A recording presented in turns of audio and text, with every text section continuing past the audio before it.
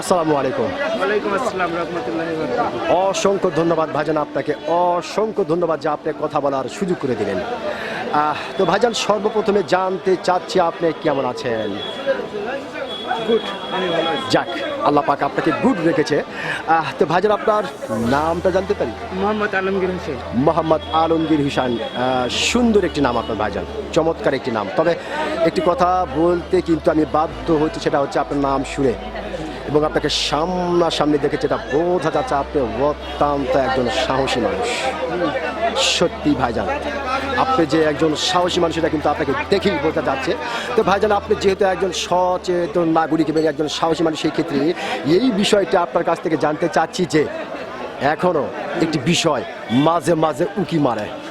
বিষয়টি হচ্ছে আমাদের বাংলাদেশের সাবেক প্রধানমন্ত্রী শেখ হাসিনা বাংলার জমিন থেকে এখন বর্তমান ভারতের জমিনে অবস্থান করতেছেন। তো এই বিষয়কে কেন্দ্র করে বাংলাদেশের বিভিন্ন ধরনের মানুষ বিভিন্ন ধরনের কথা বলছে। কেউ বলছে শেখ হাসিনা কখনো কোনোদিন বাংলার মাটি তার পা রাখতে পারবে না, আবার অনেকেই বলছে না, শেখ হাসিনা আসবে অচিরেই বাংলার মাটিতে বীরের বেশে। তো ভাইজান, আপনি একজন সচেতন মানুষ হিসেবে আপনার কাছ থেকে জানতে চান যে আসলে আসতে পারবে কি না?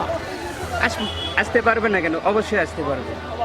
অবশ্যই আসতে পারবে। হ্যাঁ, যাই যখন যে কর্ম দেখাবে তাই তখন সেই কর্মের ফলই পাবে। জি, আর জি। কিছু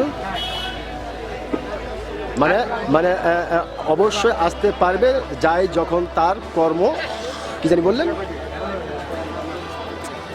আবার বারে বারে করতে হবে। জি, যাই যখন যে কর্ম করবে বুঝছেন, তার তখন সেই রেজাল্টই সে আসে। রেজাল্টই আসবে, সেই ফলই আসবে। হ্যাঁ, অসংখ্য ধন্যবাদ ভাইজান আপনাকে। আপনি যে সত্যি একজন সাহসী মানুষ, আপনি কিন্তু আপনার সাহসিকতার পরিচয় দিয়েছেন।